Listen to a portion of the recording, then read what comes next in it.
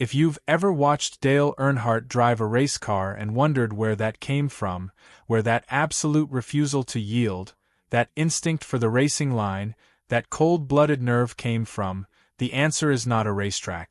The answer is a barn behind a mill townhouse in Kannapolis, North Carolina, and a man most people have never heard of who died before Dale ever won a single championship. In Kannapolis, North Carolina, in the late 1950s and early 1960s, there was a family that could tell you exactly how their week was going to go by looking at a race car.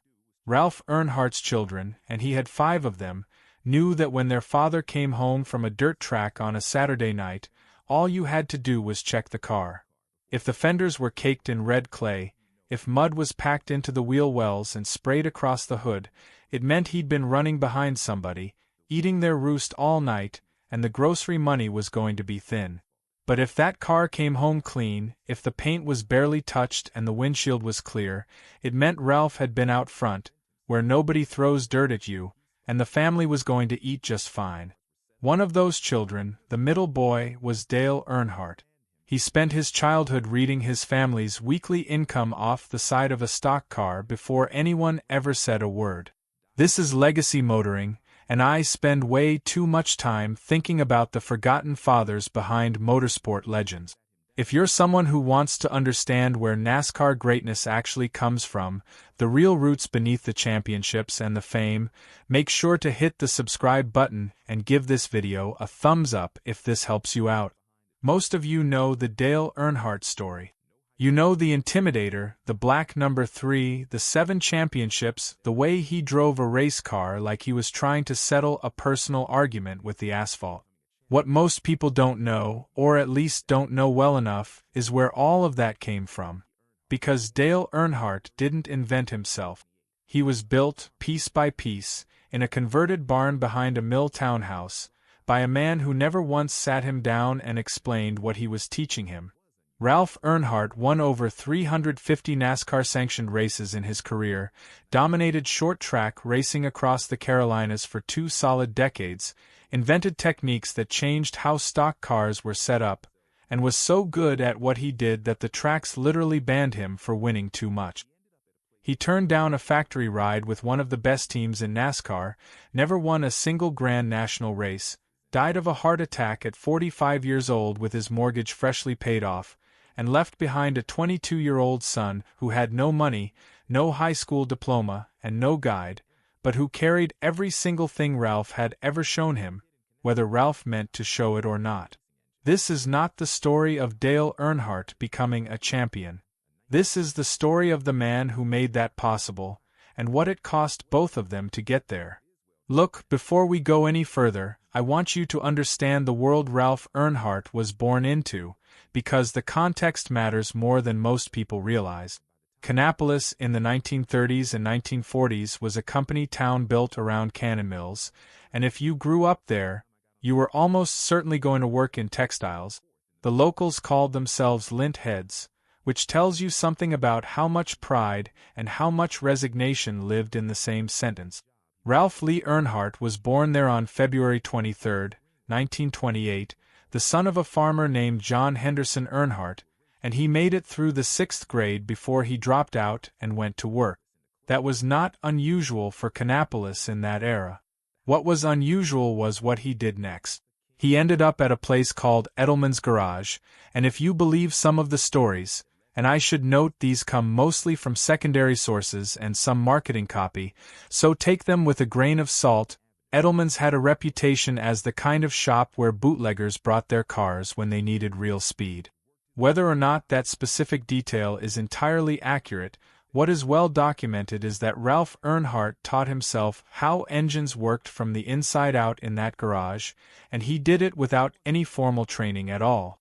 He was entirely self-taught, and by the time he was done learning, he understood the physics of an internal combustion engine at a level that most formally educated engineers would have envied.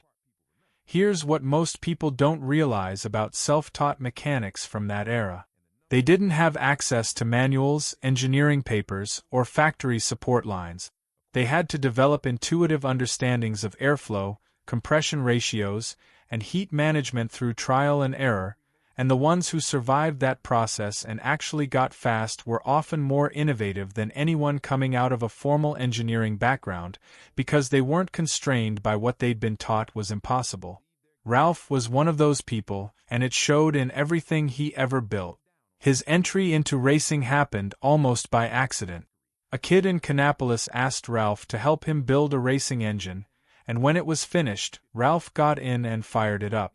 The owner of that car, a 1934 Ford Coupe, offered Ralph a chance to drive it, and in his own words, he ran third in the heat race the first time he got on a track, then won the consolation and finished fourth in the main event. That was 1949. He was 21 years old. By 1953, he quit the mill for good, and racing became the only job he would ever have again. He'd married Martha King Coleman in 1947. Martha came from a big family, 11 brothers and sisters, and she was a church-going woman, active at Memorial Baptist. They settled at the corner of V8 and Sedan Avenue in a neighborhood the locals called Car Hill, which in hindsight feels like the kind of detail a screenwriter would have invented if it weren't already true. Ralph converted the barn out back into a race shop, and that barn became the center of everything.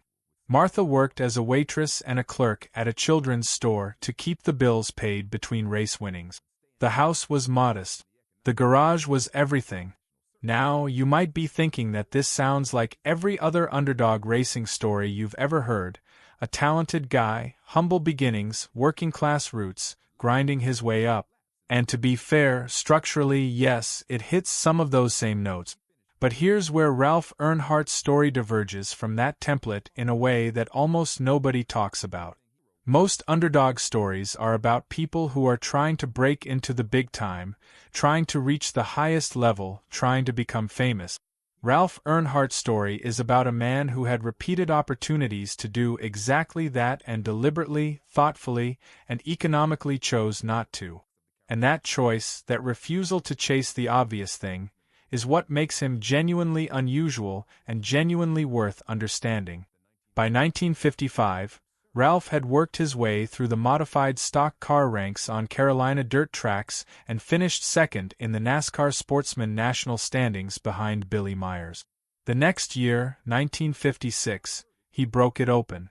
He won the NASCAR Sportsman National Championship, and the numbers from that season are difficult to overstate. 34 wins in 76 starts, according to contemporary reporting from that period. That November, he made his Grand National debut at Hickory Motor Speedway in the Buddy Schumann 250, filling in for Fireball Robert.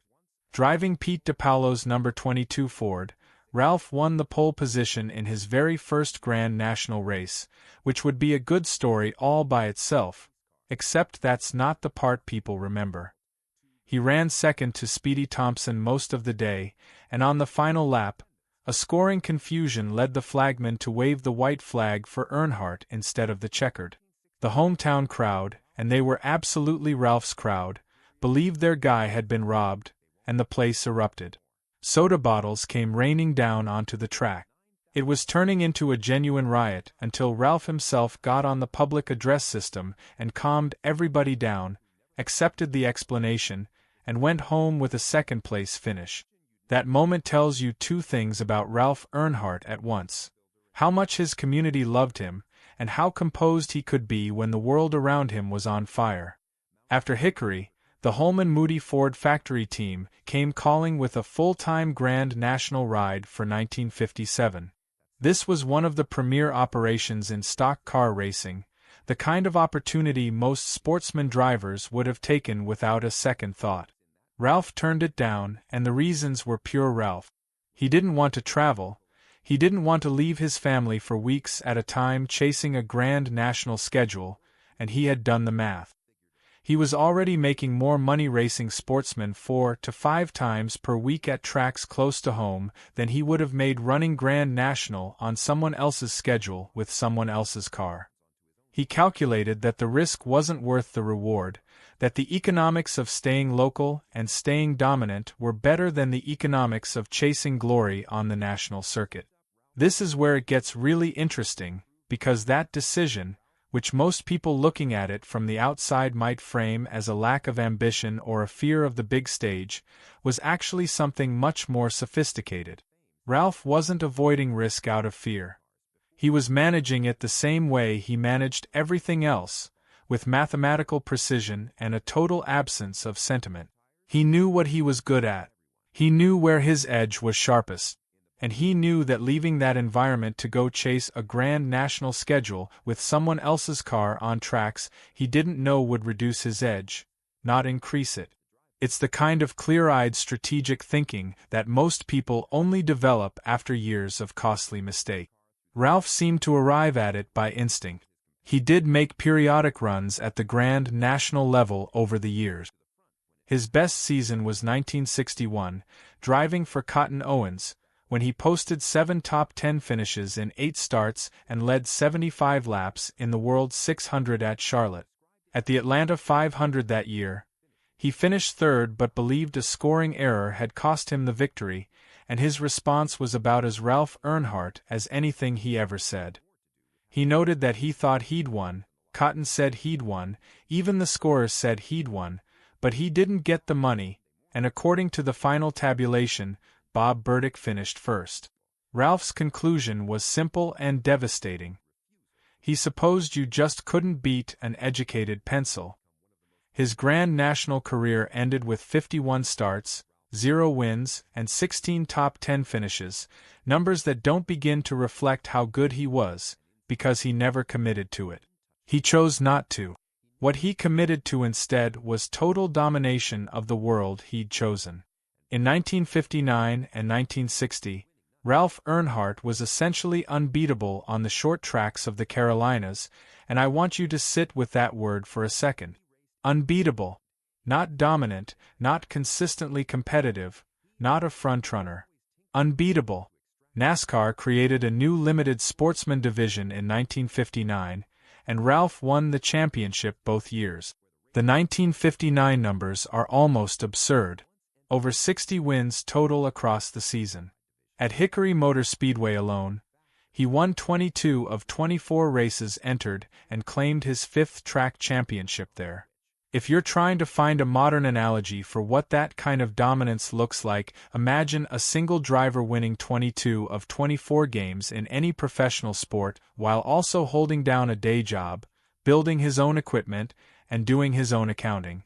It doesn't translate cleanly, because nothing in modern professional sports operates on that kind of margin. The track's response to this dominance was one of the wilder things you'll hear in a racing story. They banned him. Hickory Motor Speedway told Ralph Earnhardt he couldn't come back because his constant winning was killing attendance. Nobody wanted to buy a ticket to watch the same guy win every Saturday night. In a 1964 interview, Ralph recalled it plainly. That was a period of his greatest success, and they wouldn't let him run there anymore.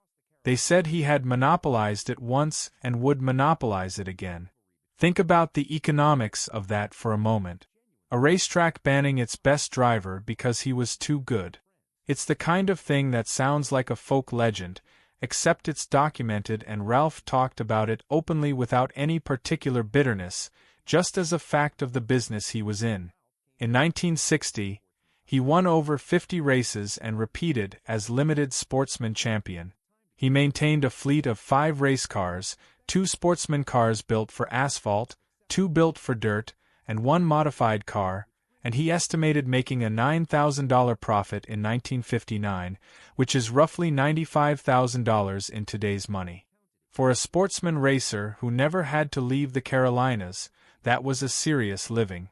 More importantly, it was a living built entirely on preparation, execution, and a systematic approach to competition that nobody around him fully understood and very few could replicate.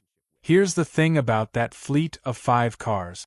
Most sportsman racers of that era were lucky to have 1 car in working condition.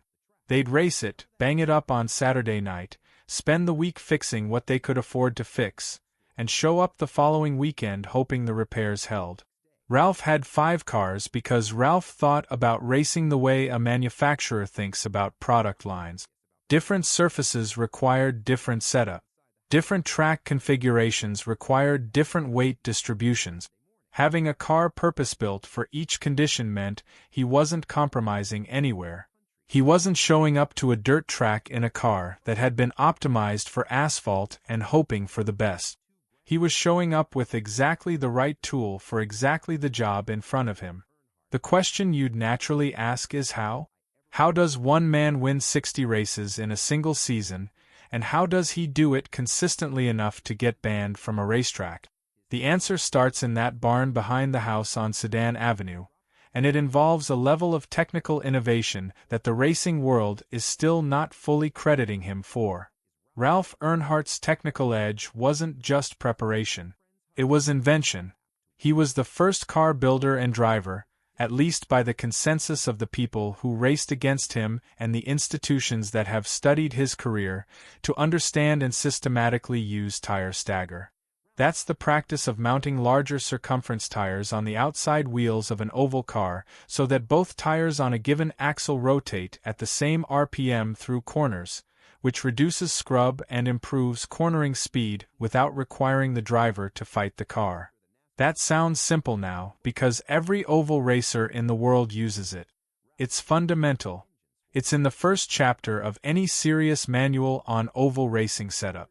But Ralph figured it out empirically, through observation and experimentation, in a barn in Kannapolis at a time when other drivers were still wondering why his car cornered better than theirs and assuming it must be something in the engine.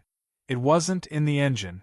It was in the tires, and specifically in the relationship between tire circumference and the geometry of a corner, and Ralph had worked it out himself before anyone else in his world had even asked the question.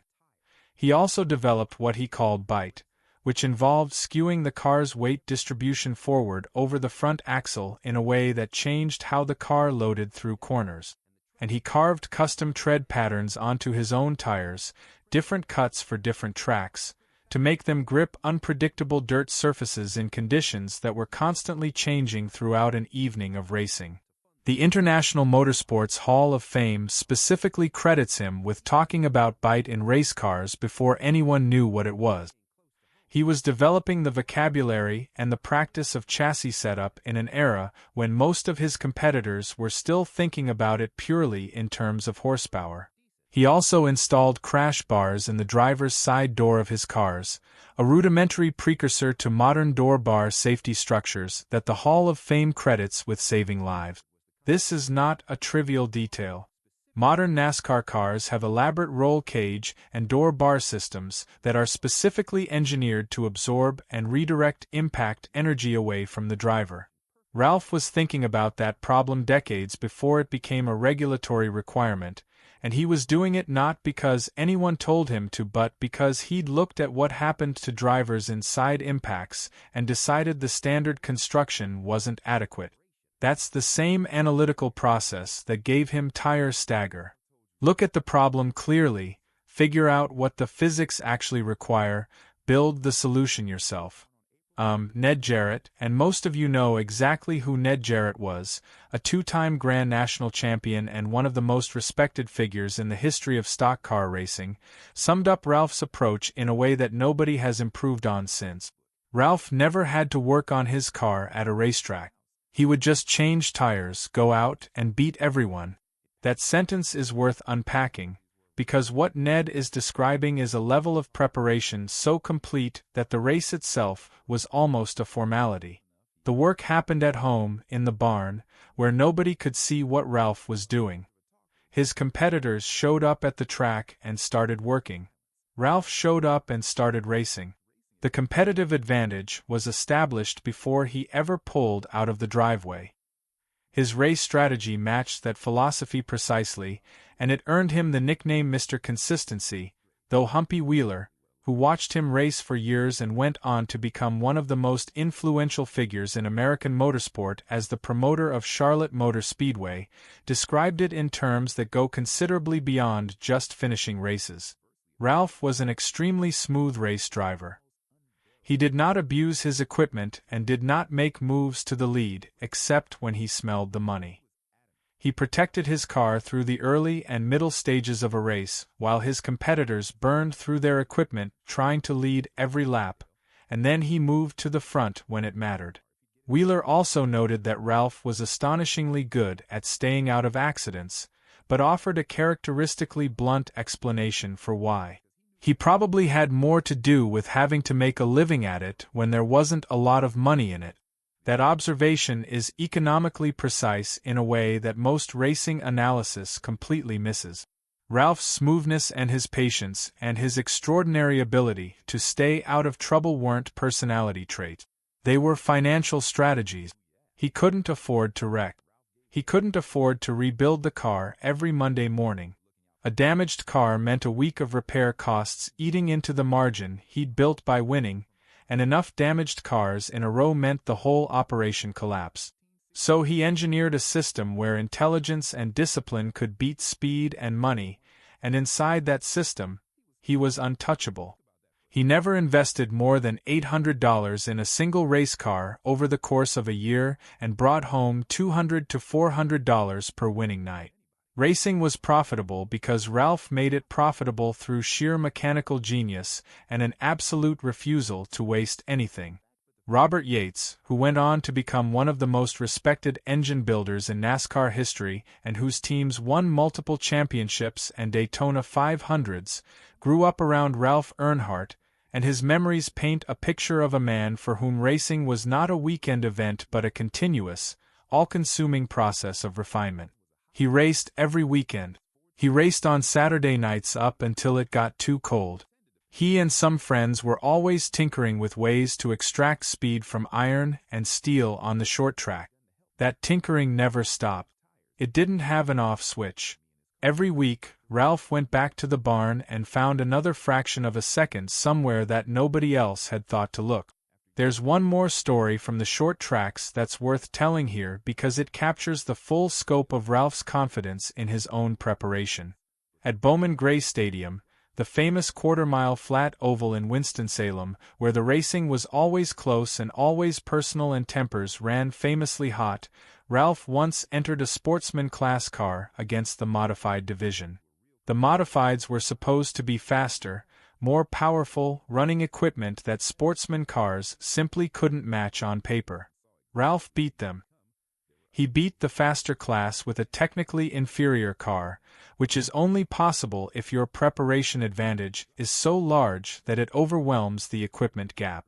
His own words on it were characteristically dry. They'd never forgive him for it, but he had to say it was one of the biggest thrills of his racing career. That is a man who understood exactly where his edge came from and exactly how far it could carry him. The barn, the preparation, the refusal to waste anything, the technical innovations that nobody else was thinking about. That was the system. And for 2 decades on the short tracks of the Carolinas, that system was essentially unbeatable. Until Ralph decided it was time to teach it to somebody, and the somebody he had in mind, the one person in the world who should have been the natural heir to all of it, was his own son. A kid who dropped out of school twice, drove too hard, hit too many things, and refused to listen to almost anything Ralph told him. And that conflict between the most disciplined racing mind in the Carolinas and his own most talented and most stubborn student is where this story gets genuinely complicated. If you want to understand what Ralph Earnhardt was actually like on a racetrack, not the statistics, not the innovations, but the man himself when the money was on the line, you need to understand his rivalry with Ned Jarrett first. Through the late 1950s, Ralph and Ned traded the Sportsman Championship back and forth like they were passing it across a kitchen table. After Ralph won the title in 1956, Jarrett took it in 1957 and 1958, winning an astonishing 80 out of 150 races across those 2 seasons. Then Ralph came back and won the limited sportsman title in both 1959 and 1960. They raced each other 4 and 5 times a week, every week, at tracks across the Carolinas, and neither one was willing to concede anything. This was sustained, relentless competition between two of the best short-track racers who ever lived, playing out on dirt ovals in front of a few thousand people every weekend, and most of the country had absolutely no idea it was happening. Here's what most people don't realize about that rivalry. The Earnhardts and the Jarretts were genuinely close off the track. Their wives, both named Martha, were inseparable friends. Their families spent time together away from racing. Ned and Ralph respected each other deeply in every context except the one that mattered most on Saturday night. Which brings us to Gaffney, South Carolina in 1956, and a story that tells you more about Ralph Earnhardt's competitive character than any statistic ever could. Ned was leading on the final lap. This was not some stranger, not some weekend racer Ralph had no relationship with. These were families who shared meals and Sunday afternoons and a genuine mutual affection. None of that mattered when the white flag came out. As Dale Jarrett, Ned's son, recounted it years later, his dad was leading, went down into turn 1, and Ralph hit him, wrecked him, tore his car all to pieces, and Ralph went on to win the race. That's the on-track part. Here's the off-track part, and this is what makes it a Ralph Earnhardt story instead of just a rough racing story. The very next day, Martha Earnhardt was hosting a baby shower for Ned Jarrett's wife at the Earnhardt home. Ned was so furious about the night before that he refused to set foot inside the house. Dale Jarrett remembered it clearly. His dad dropped his mom off at the shower and sat in the parking lot the whole time. It took Ned about a year to get over it. That is Ralph Earnhardt in a single anecdote. He would wreck his closest friend's husband on the final lap to win a Saturday night race, and then his wife would host that friend's baby shower on Sunday morning, and Ralph saw no contradiction in any of it. The track and the home were separate countries governed by different rules, and he lived in both without apology. Ned Jarrett, who went on to win 2 grand national championships and is remembered as one of the genuinely good people the sport has ever produced, said it as directly as anyone ever has. Ralph Earnhardt was absolutely the toughest race driver he ever raced against. On the dirt and asphalt short tracks in sportsman competition, when you went to the track, you knew he was the man to beat. His son Dale Jarrett expanded on it with the kind of precision that comes from having watched it personally. It didn't matter how good a friend they were off the track. On it, Ralph wouldn't give you an inch. But off the track, he was a completely different person, one of the nicest guys you'd ever meet. That split, that absolute compartmentalization between the man and the competitor, is one of the most defining things about Ralph Earnhardt, and it's worth paying attention to because you can see it echoed in his son's career in ways that were sometimes celebrated and sometimes genuinely frightening to watch. Ralph also served as a mentor and teammate to Bobby Isaac during the 1958 season, building cars and engines for Isaac while simultaneously racing against him. Isaac won around 28 feature events that year, racing in fields that included Jarrett, David Pearson, and Earnhardt himself. Now, you might be thinking that sounds unusually generous, building competitive equipment for someone you're racing against directly.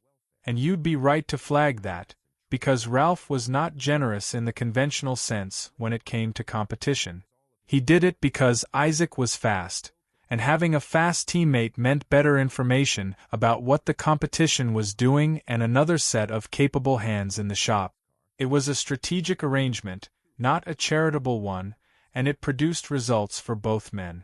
Isaac went on to win the 1970 Grand National Championship and was inducted into the NASCAR Hall of Fame. The relationship between the two men was built on mutual usefulness, and in Ralph's world, that was the most solid foundation a professional relationship could have. Both men would die of heart attacks at 45. Ralph in 1973, Isaac in 1977. That parallel is the kind of detail that feels too pointed to be coincidence. Two men who built their careers in the same place, under the same conditions, doing the same brutal physical and mechanical work, burning through their bodies at the same rate without knowing it. Ralph also had a side to him that went beyond just hard racing on the track. One contemporary recalled that when Ralph couldn't beat someone fair and square, he found other angles. He would approach people in the pits and suggest that a particularly fast car looked suspicious, then collect $10 from 12 or 13 competitors to fund a technical protest. Quiet, methodical, always finding leverage, always working every available system simultaneously. That's not cheating exactly. Protests were and are a legitimate part of racing. But it's a revealing detail about how Ralph's mind worked. He wasn't just competing on the racetrack. He was competing everywhere, all the time, using every tool available, and he saw no reason to stop just because the checkered flag had fallen.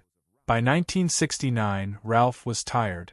Not of racing, he would never be tired of racing, but of the politics and the travel associated with NASCAR's sanctioned sportsman division. The scheduling had become a burden, the politics of the organization had worn him down, and the economics of chasing events into South Carolina every weekend no longer made the sense they once had.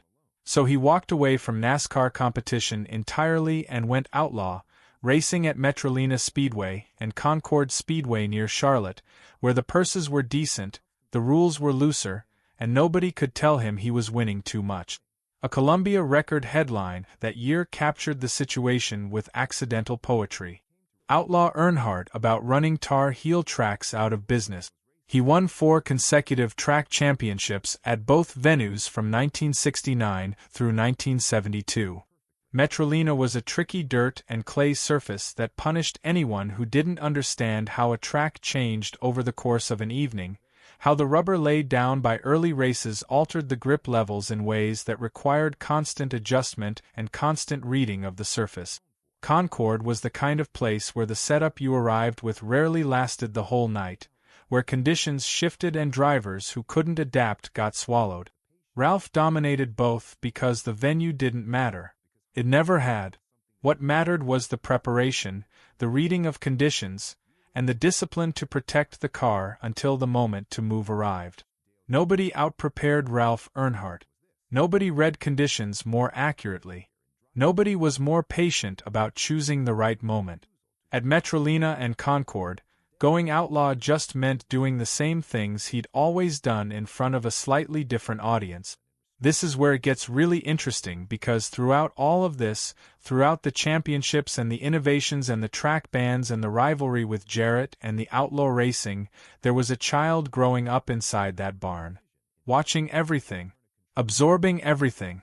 Not being taught in any formal or deliberate sense, but receiving a continuous transmission of information through proximity and observation that would turn out to be worth more than any racing school or factory apprenticeship could have provided. That child was Dale Earnhardt, born April 29, 1951, the third of 5 children, and his earliest memories were of racing. He rode in the truck as Ralph towed the car to weekend races. He stood in the garage watching his father work under the hood. And when he got old enough to be useful, he helped. The Washington Post captured the dynamic in one clean sentence. Ralph wasn't much of a talker, but Dale hung on his every word. That's the key to understanding how this transmission worked. Ralph did not teach Dale how to race the way a professor teaches a student. He didn't diagram it or explain the physics or sit his son down with a notebook. He just did it, every single day, in the barn behind the house, and Dale was there watching. The teaching was osmotic. It passed through proximity and repetition and silence rather than instruction. The only direct racing advice anyone can confirm Ralph gave Dale was 5 words. Stay cool on the racetrack. 5 words across a lifetime of watching his father do things with a race car that nobody else in the Carolinas could replicate. 5 words and a front-row seat to the most methodical racing operation in the region. That was the inheritance. And the question the story eventually forces you to ask is whether that inheritance was enough, and whether Ralph leaving so much unsaid was a product of his personality or a deliberate pedagogical choice, and whether it matters either way given what Dale eventually became. The real conflict between them wasn't about racing at all. It was about school, and it reveals something genuinely complicated about Ralph Earnhardt, the father, as opposed to Ralph Earnhardt, the racer. Ralph had dropped out in the 6th grade, and he knew exactly what that meant, because he was living the consequences of it every day. He was brilliant, genuinely technically brilliant, but he was operating without a safety net, without credentials, without any fallback position if racing stopped working. He was adamant, and Martha backed him completely, that Dale was going to finish high school. According to ESPN's Dr. Jerry Punch, who heard the story directly from Dale, Ralph and Martha even offered Dale a race car as an incentive to get his diploma. Dale refused. In his own words, talking to People Weekly years later, he tried the 9th grade twice and quit. Couldn't hang, man. Couldn't hang. Ralph's response was severe. He kicked Dale out of the house. Multiple sources confirm that Ralph strongly and actively opposed Dale's decision to leave school, and that the fallout damaged their relationship for a significant period of time. There's an almost unbearable irony sitting at the center of that conflict. Ralph's opposition to Dale's school decision wasn't rooted in any disrespect for racing. He understood racing better than almost anyone alive. He was worried about what happened when racing went away, because he knew better than anyone that a life built entirely on short-track stock car racing was a life with no floor beneath it. The irony is that the stubbornness Ralph was trying to break in Dale was the exact stubbornness Dale had inherited directly from him. Ralph was fighting his own reflection and losing, which might be the most human thing about either of them.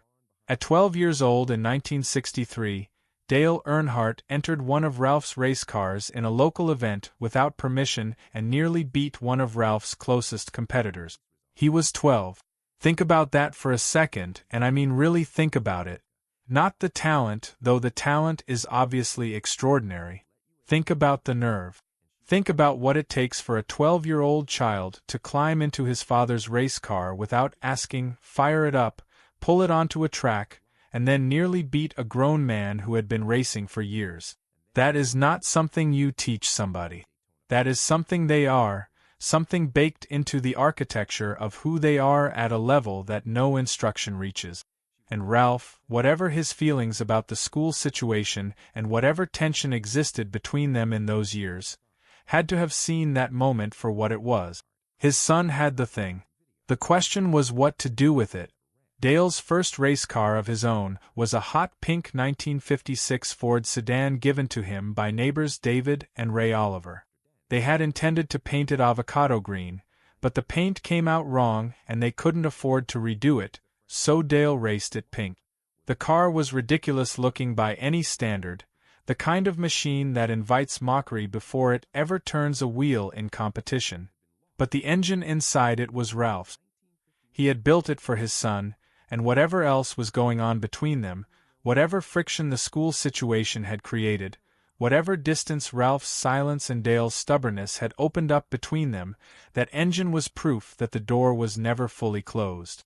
Ralph may have kicked Dale out of the house over school. He did not leave his son without power under the hood. That distinction matters. It's the kind of thing that doesn't translate into words easily but communicates everything when you understand the language Ralph spoke, which was the language of prepared machinery rather than spoken sentiment. The only documented time Ralph and Dale raced against each other directly was in 1972 at Metrolina Speedway. And what happened in that race depends entirely on who you ask, which itself is revealing. In one version, Ralph gave Dale a deliberate nudge near the end of the race to help him finish third, a father looking out for his son in the only idiom Ralph had ever been fluent in. Dale Earnhardt Jr. told a different version years later, framing it as Ralph bumping Dale from behind, not to help him but to teach him that you don't move over for anybody on a racetrack, not even your own flesh and blood, not even the man who built your engine. It's entirely possible that both versions are true simultaneously, that the bump was both an act of assistance and a lesson, both paternal instinct and competitive instruction delivered in the only classroom Ralph ever really trusted. It's also possible that neither version fully captures what actually happened, and that the gap between the two tellings is itself a portrait of a relationship that was always operating on multiple levels at once. Here's what most people don't realize about the years between Dale dropping out of school and Ralph's death in 1973. They were not years of steady estrangement. The relationship was thawing. In the months before Ralph died, something was visibly changing between them. Dale said it himself in interviews years later. Daddy had begun to help him with engine work and give him used tires, and he had talked to Martha about putting Dale in one of his cars. That is an enormous statement if you understand what it means in Ralph's context. Ralph's cars were not just transportation. They were the product of 2 decades of accumulated technical knowledge, of innovations that nobody else in the region fully understood, of preparations so meticulous that they could win races with a different driver behind the wheel. Offering Dale a seat in one of those cars would have been the most significant act of professional endorsement Ralph Earnhardt was capable of making. It would have been Ralph saying, without using words, because Ralph never used words when actions were available, that his son had earned the right to carry the system forward. The rift was healing. The tension over school, the years of friction, the fundamental incompatibility between Ralph's discipline and Dale's recklessness, all of it was apparently giving way to something that looked like it might become real partnership. And then it ended. On September 26, 1973, Ralph Earnhardt suffered a fatal heart attack in his home on Sedan Avenue. He was 45 years old. His mortgage had just been paid off. He had no outstanding bills on his racing equipment. After 24 years of grinding it out on short tracks across the Carolinas, building his own cars, carving his own tire treads, making a living dollar by dollar on Saturday nights, Ralph had finally gotten to even.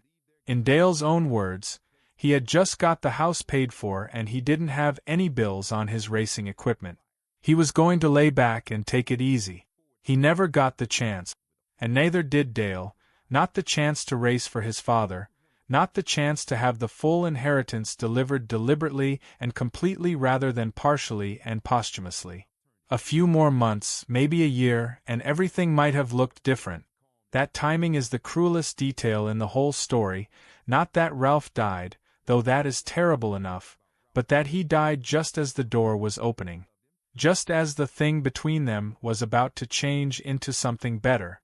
The circumstances of Ralph's death have been described in several versions over the years, and I want to be straightforward about what the evidence actually supports. The most detailed journalistic account describes Ralph feeling chest pains while a woman was arriving at his garage to pick up her car keys. He excused himself, walked to the house, and collapsed in the kitchen. Martha found him there. A separate account places him working on a carburetor at the kitchen table when it happened. The 2004 ESPN television movie about Earnhardt, which featured J.K. Simmons in a genuinely good performance as Ralph, depicted him dying in the garage and being found by Dale. That version has been widely identified as dramatization rather than fact. What we can say with reasonable confidence is that Ralph died in his kitchen, not his garage, and that Martha was the one who found him. He was 45 years old with over 350 wins behind him and plans to slow down that he would never get to execute. Dale was 22. He had dropped out of high school. He was on his second marriage, having married Latane Brown in 1968, divorced in 1970, and then married Brenda G. He had a young son named Carey.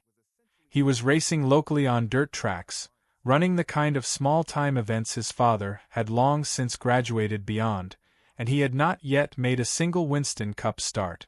That was still 2 years away. He had no money, no diploma, no safety net, and the man who had been slowly and quietly beginning to bring him into the family operation was gone without finishing the job. Dale was, by the account of people who knew him in that period, inconsolable. The grief was not quiet or contained. It was the kind that changes the shape of everything that comes after it. His sister Kay described watching Dale in the weeks and months following Ralph's death, and her account is the most vivid we have of what grief looked like inside that family. She lived right behind the shop with her girls, and she watched him work all hours of the day and night, sleeping on a creeper.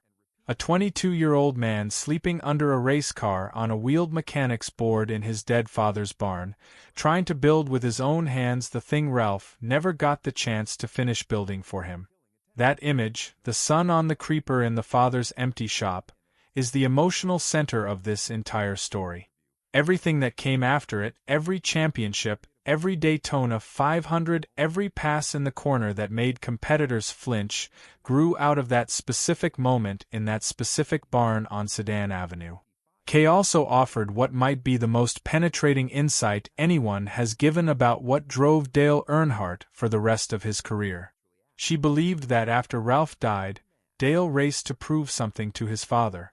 To prove to the world and show his daddy that he could do what Ralph did. That framing changes how you watch Dale race. It's not ambition in the conventional sense, not the desire for fame or money or recognition, though those things came. It's something more urgent and more personal than any of that. It's a conversation with someone who can no longer respond, conducted at 200 miles per hour on tracks across America, in front of millions of people who had no idea that's what they were watching. The financial reality in the years immediately following Ralph's death was genuinely ugly. Dale's family, by his own later admission, probably should have been on welfare. They moved frequently between apartments and trailers. Dale was chronically late on every bill because all available money went into racing equipment. He built and repaired his own cars in Ralph's old garage on Sedan Avenue, borrowing money from whoever would lend it, and hoping to win enough on Saturday night to pay it back before Monday. He worked odd jobs during the week at a welding shop, at a tire store, wherever someone would have him, and then spent every evening and weekend in the barn doing exactly what his father had done. Except without Ralph's 20 years of accumulated knowledge and reputation behind him. Without Ralph's relationships with parts suppliers and track officials and the network of people who knew what Ralph Earnhardt's word was worth.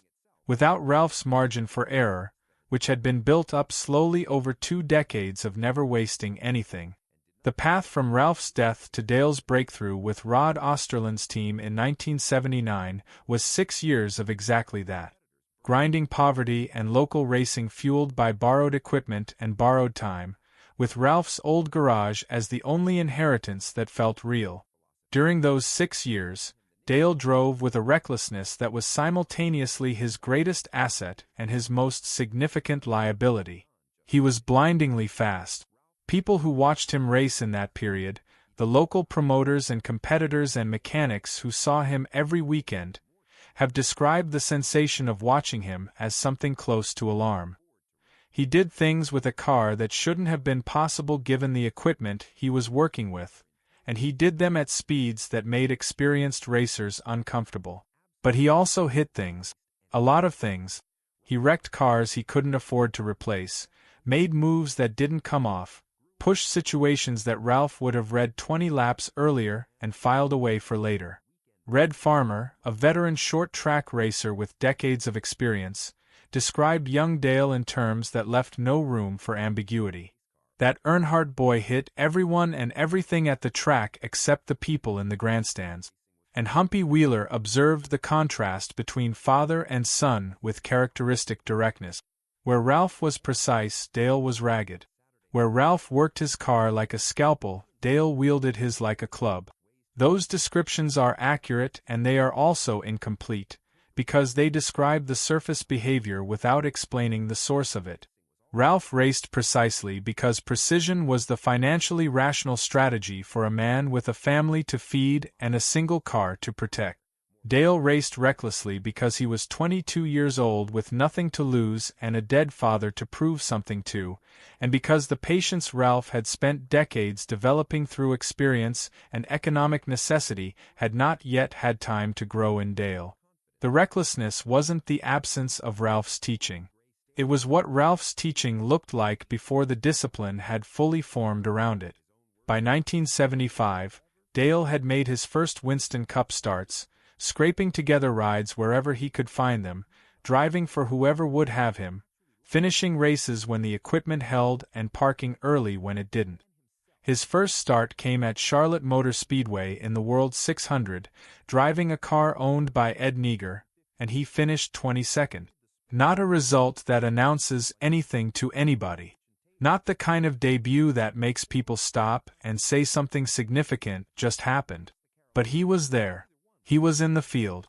And the people who watched him closely enough, the ones who knew what they were looking for because they had watched his father do it for 2 decades, could see something underneath the rough edges that the results didn't yet reflect. The raw material was extraordinary. The question was whether the surrounding structure would ever catch up to it. Here's the thing about that period that most people skip over too quickly. Between 1975 and 1978, Dale made a total of 11 Winston Cup starts across several different car owners, posting results that ranged from respectable to invisible depending on the equipment and the track. He was not on a trajectory that looked inevitable from the outside. He was one of dozens of talented regional drivers trying to find a foothold in the Premier Series, most of whom never found it. The difference between Dale Earnhardt and the dozens of other talented regional drivers who never made it was not purely talent, though the talent was real. It was the combination of talent with a specific kind of stubbornness, the refusal to accept that the current situation was the permanent situation that had been built into him before he was old enough to understand it was being built. That stubbornness had cost him his high school diploma and his relationship with his father for several years. In Winston Cup racing in the mid-1970s, driving broken equipment for underfunded car owners on tracks he barely knew, it was the thing keeping him alive. The breakthrough came in 1979 with Rod Osterland's team, and it came fast enough that it still feels slightly surreal when you lay out the timeline. Dale ran his first full Winston Cup season in 1979, won his first race at Bristol Motor Speedway in just his 16th career start, and was named Winston Cup Rookie of the Year. Then in 1980, his second full season, he won the Winston Cup Championship. From regional dirt track racer sleeping on a creeper in his dead father's barn to NASCAR champion in 7 years.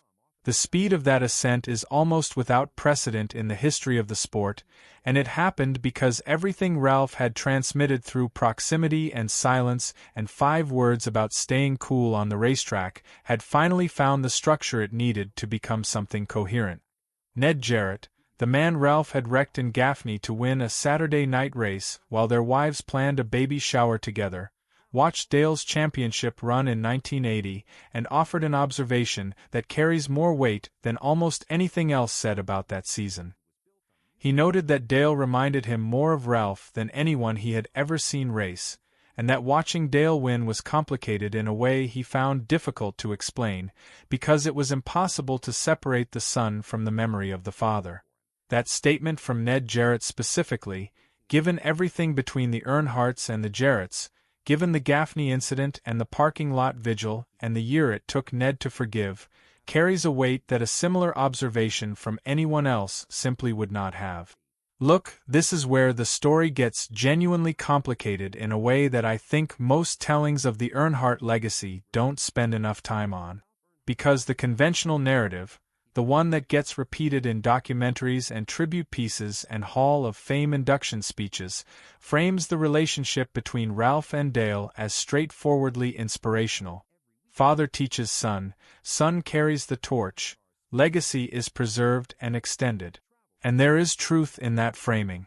But it's incomplete truth, and the parts it leaves out are the parts that actually explain how Dale Earnhardt drove a race car the way he did. Humpy Wheeler, who watched both men race and thought carefully about what he saw, identified something that cuts against the simple legacy narrative in a fundamental way. He observed that Dale and Ralph drove completely differently. Ralph was smooth, patient, protective of equipment, almost preternaturally good at avoiding accidents. Dale was aggressive, urgent, willing to force situations that Ralph would have managed rather than manufactured. Wheeler's conclusion was striking. He suggested that what had actually happened was a genetic skip, that Ralph's driving philosophy had bypassed Dale entirely and shown up instead in Dale Jr., who drove with a deliberateness and a headfirst approach that Wheeler recognized as genuinely Ralphian in its character. Think about what that means for a moment. Ralph spent 2 decades developing a racing philosophy built on precision and patience and conservation. Dale watched him do it from childhood. Dale absorbed everything Ralph did and said, which wasn't much, and carried it with him for his entire career. And the output was a driving style that was almost the photographic negative of Ralph's. The aggression was there, the competitiveness was there, the absolute refusal to yield was there. But the smoothness was not there, at least not in the way Ralph had it, not the deep structural smoothness that came from Ralph's economic calculation that he simply could not afford to break anything. Dale could afford to break things by the time he was winning championships, and on some level his driving style reflected that freedom. Ralph never had that freedom, not for a single day of his racing career, and his driving style reflected that constraint with equal completeness. J. Busby in Earnhardt Nation put it cleanly. Where Ralph was precise, Dale was ragged. Where Ralph worked his car like a scalpel, Dale wielded his like a club. And the question that framing raises, the one I keep coming back to, is whether Dale's approach was a corruption of Ralph's teaching or a natural evolution of it given completely different circumstances. Ralph raced in conditions that punished waste. Dale raced in conditions that rewarded boldness. Both men were responding rationally to the environment they were actually in. The different outputs don't represent a failure of transmission. They represent 2 different men applying the same underlying competitive intelligence to 2 different sets of constraints and coming out with 2 different but equally coherent answers. In 1987, 14 years after Ralph's death, Dale said something in an interview that tells you the grief had not faded and had not become comfortable with distance. He said he missed Ralph more now than he did when he died. He had stayed mad for a year after Ralph's death, and then, when problems came, he found himself thinking about what Ralph Earnhardt would have done in that situation, and it would hit him. He missed him more because of the accomplishments he had made, and he wished Ralph could be there to see them. By 1987, Dale had already won 2 Winston Cup championships. He would win 5 more after that. 7 total, matching Richard Petty's record and cementing his place as one of the 2 or 3 greatest drivers the sport had ever produced. And the man he most wanted to show it to had been dead for 14 years. That specific grief, the grief of achievement that has no one to deliver it to, is one of the most particular and painful human experiences, and Dale carried it through every single championship, every Daytona 500 victory, every moment that should have been purely celebratory. In 1989, Ralph was inducted into the National Motorsports Press Association Hall of Fame. The timing of that weekend deserves its own moment, because you truly could not have scripted it. The induction ceremony was at Darlington, and that same weekend, Dale won the Heinz Southern 500. He said afterward that they had won that one for Ralph, that Ralph had been riding with them all the way. And then, in a quieter moment, he said that joining Ralph in the Hall of Fame was probably as good as it was ever going to get. 16 years after Ralph's death, his son was still measuring his greatest achievements against his father's name and finding that the name was the ceiling he was trying to reach rather than a floor he had already passed. That tells you something important about how Dale understood his own career. He did not see himself as having surpassed Ralph. He saw himself as having honored Ralph, which is a fundamentally different relationship to achievement and a fundamentally different source of motivation. Surpassing someone means you've left them behind. Honoring someone means they're always ahead of you, always the standard you're measuring yourself against, always the answer to the question of whether what you've done is enough. When it came to raising his own children as racers, Kerry, Kelly, and Dale Jr., Dale took the same approach his father had used on him with a precision that suggests either conscious intention or something so deeply absorbed it had become instinct. He never encouraged any of them toward racing, but once they proved their determination on their own terms, He gave them basic equipment, room to work in a shop, and left them alone to figure it out. Humpy Wheeler confirmed it directly. Dale was very keen on those kids working on those race cars. He wanted them in the shop and he wanted to see them dirty. And he didn't pay them a lot of money. The pattern repeated itself so exactly that it raises a genuine question about whether Ralph's approach to developing a racer was the product of deliberate philosophy or just the natural behavior of a man who had learned everything himself and assumed that was simply how learning worked. Either way, it produced the same result in the next generation. Children who absorbed racing through proximity rather than instruction, who learned by watching and doing rather than being told, who came to their own understanding of what a race car was and what it required through experience rather than explanation. Dale Earnhardt was inducted into the NASCAR Hall of Fame with the inaugural class in 2010, 9 years after his death at Daytona. The ceremony was everything you would expect it to be, emotional and crowded with memory, and attended by people who had driven against him, and people who had been frightened by him, and people who had loved him without ever meeting him. Dale Jr. accepted on his father's behalf, and the speech he gave was about legacy and inheritance and the weight of a name, all the things this story is about.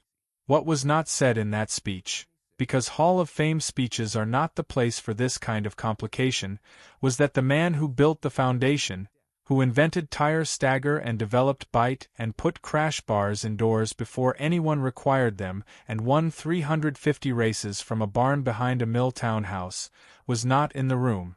Ralph Earnhardt has never been inducted into the NASCAR Hall of Fame. Dale Sr. went in with the inaugural class in 2010. Dale Jr. went in 2021.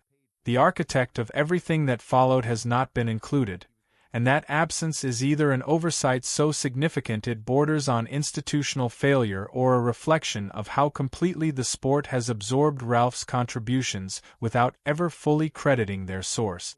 Martha Earnhardt stayed in the house on V8 and Sedan Avenue for the rest of her life, and this detail says as much about the Earnhardt family as any race result ever could. Dale became one of the wealthiest and most famous athletes in America, and he offered repeatedly to move his mother into something bigger and more comfortable.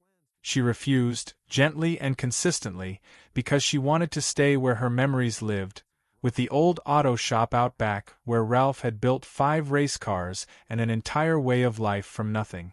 Kelly Earnhardt Miller, Dale's daughter, described what it was like to visit. If you told Martha you were the biggest Dale Earnhardt fan who ever lived, she would let you in, sit you on the couch, and share stories with you for as long as you were willing to listen. Martha stayed on that corner for almost 50 years after Ralph's death, and in that time she buried more people than any person should have to. She buried Ralph in 1973. She buried Dale at Daytona in 2001. She buried her son Randy in 2013, and her son Danny on December 10, 2021. She died 15 days after Danny, on Christmas Day 2021, at 91 years old, and she was buried at Center Grove Lutheran Cemetery in Kannapolis, next to Ralph, where they had both started. In 2025, a 4-part documentary series called Earnhardt premiered on Amazon Prime Video, directed by Joshua Altman and executive produced by Brian Grazer and Ron Howard. During production, the filmmakers discovered something that had been lost for more than 60 years. A 1959 interview with Ralph Earnhardt at Charlotte Motor Speedway. It is the only known footage of Ralph talking on camera. Dale Earnhardt Jr. had never heard his grandfather's voice before he saw that footage, and his response to hearing it for the first time is one of the most quietly devastating things connected to this entire story. He said there was this video of Ralph Earnhardt being interviewed at Charlotte Motor Speedway in 1959, that it was the only footage of Ralph talking, that Ralph had died before Dale Jr. was born, and that this was the only time he could hear the sound of his grandfather's voice. 52 years after Ralph Earnhardt died in his kitchen with his mortgage paid off and his race cars ready to go, his grandson heard him speak for the first time. A man who taught everything without saying much of anything, whose children learned their family's weekly fortunes by reading the dirt on the side of a stock car, finally had his voice heard by someone who had been shaped by him without ever knowing it. Here's what most people don't realize when they tell the Earnhardt story, the version that starts with Dale and the black number 3 and 7 championships and ends at Daytona in February 2001. They are telling the second half of a story whose first half contains everything that makes the second half possible. Ralph Earnhardt was not background. He was not context. He was not the humble origin that makes the rise more dramatic. He was the system. He was the technical innovation and the competitive philosophy and the economic discipline and the particular brand of Carolina toughness that produced everything that came after. Dale didn't build on Ralph's foundation. Dale was Ralph's foundation, built in a barn over 22 years through proximity and silence and 5 words about staying cool on a racetrack. And here is the final thing, the observation that sits underneath everything else in this story, and that I think explains more about legacy and inheritance and what actually gets passed between generations than any tidy conclusion could. Ralph Earnhardt raced precisely because he could not afford to race any other way. His smoothness was financial. His patience was economic. His extraordinary ability to protect equipment and stay out of trouble was the rational response of a man who knew that a wrecked car meant a hungry family. Dale raced the way he did because Ralph died before the full lesson was transmitted, before the patience had time to become Dale's patience rather than just something Dale had watched. And Dale Jr. raced the way he did because somewhere in the genetic and environmental inheritance that skipped a generation, Ralph's actual philosophy, the headfirst deliberateness, the smoothness, the reading of situations before they became problems, found its way back to the surface. 3 generations, 3 different expressions of the same underlying competitive intelligence, shaped by 3 completely different sets of circumstances, producing 3 completely different outward styles from the same internal source. Dale said the most honest thing about all of it in an interview that most people have heard quoted without fully absorbing what it means. He said there was not a day he didn't think about his dad, that his dad was his hero, that everything he was came from who Ralph was and what Ralph taught him. And then he said the sentence that contains the whole story in 22 words. He said he would give up everything he had if Ralph were still alive, but he didn't think he would be where he was if Ralph hadn't died. That sentence holds 2 completely incompatible truths at the same time and refuses to resolve the tension between them, because the tension is real and resolution would be dishonest. Ralph's death was the worst thing that happened to Dale Earnhardt. It was also possibly the thing that made him. Not because grief builds character in some abstract motivational sense, but because losing Ralph specifically, at that specific moment, with that specific amount of unfinished business between them, converted Dale's inherited toughness into something more urgent and more consuming than Ralph's version had ever needed to be. Ralph raced to eat. Dale raced to prove something to a dead man who would never see it. The distance between those 2 motivations is the distance between a scalpel and a club, and it is also the distance between a man who got to finish his work and a man who spent his entire career trying to finish someone else's. Ralph Earnhardt turned constraint into dominance, poverty into precision, and silence into a language his family is still learning to read. He never wanted to be famous. He wanted to win, and he wanted to eat, and he wanted the car to come home clean. Everything else, the championships, the innovations, the son who became the most feared driver in NASCAR history, the grandson who raced like Ralph without ever having met him, all of it came from a barn behind a house on the corner of V8 and Sedan Avenue, built by a man who never explained what he was doing and never needed to.